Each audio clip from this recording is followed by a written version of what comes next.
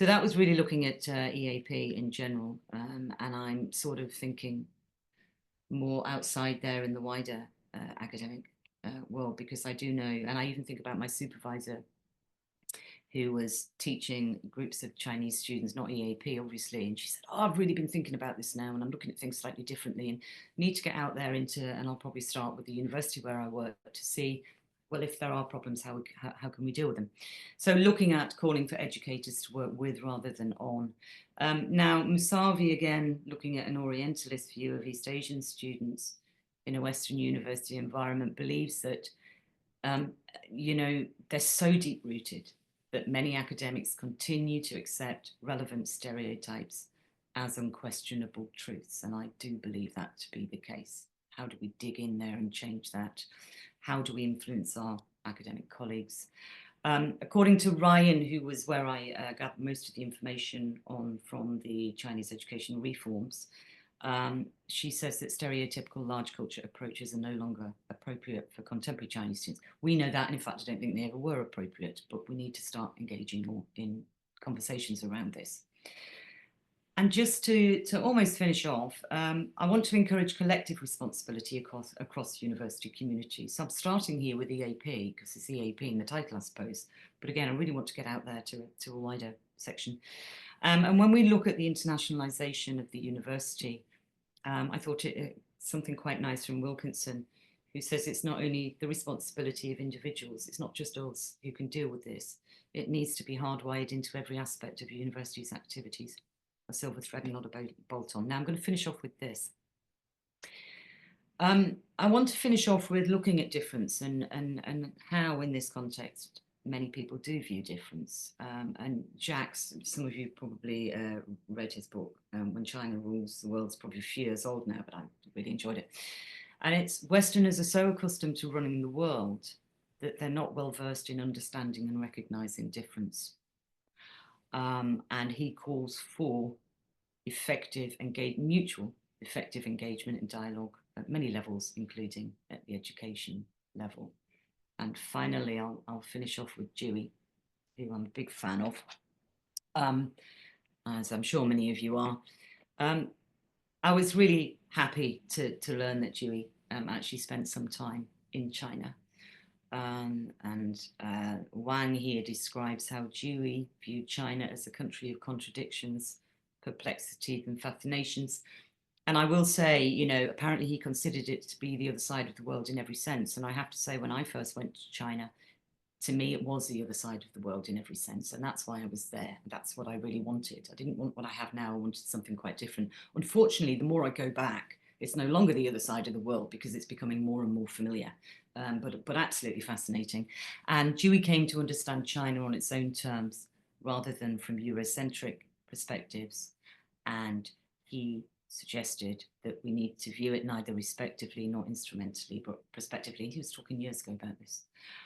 So that is what I'm actually calling for, is more engagement in conversations about how we deal with our Chinese students, if you like, and if we can maybe all try to engage and see if people can come up with very useful ideas about how we can enter dialogue and make it all a better place for them, bearing in mind that we only had 6 participants. And then obviously you can have a look at the reference list.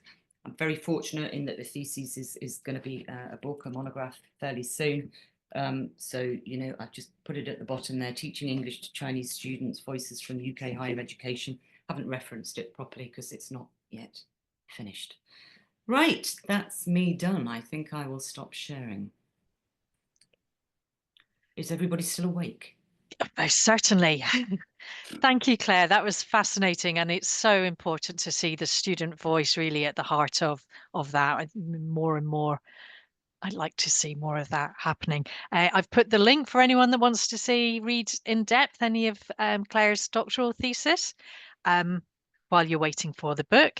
And if you've got questions, would you like to put them in the chat? And while they're coming through, I'll maybe just ask, if I can, Claire, what are your plans for engaging with the wider university? Well, I'm thinking, Carol, the easiest thing for me, obviously, at this stage is to try to engage with the University of Aberdeen, Mm, which is where I am. mm, And that really comes from the conversation that I had with the academic a few weeks ago.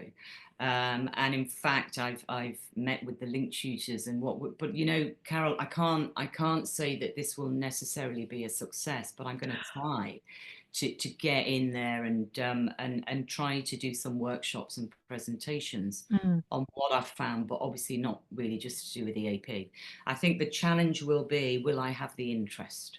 But again, even if I just have one or two academics, that will mm. make me happy if they want to listen. Yeah, yeah, yeah. I guess there's like the higher education journals and conferences Yes, and the yes, PG caps in universities. yeah. So yeah. Okay. Let's see. Have we got any questions? Okay, so there's one from Rania. Claire, do you want me to read them out, or are you Yes, okay to? please. Go Okay, so ahead. Rania is saying that was a fascinating talk. Thank you. I Okay. was wondering if you could clarify what the student meant by not speaking in their normal voice in the seminar discussions.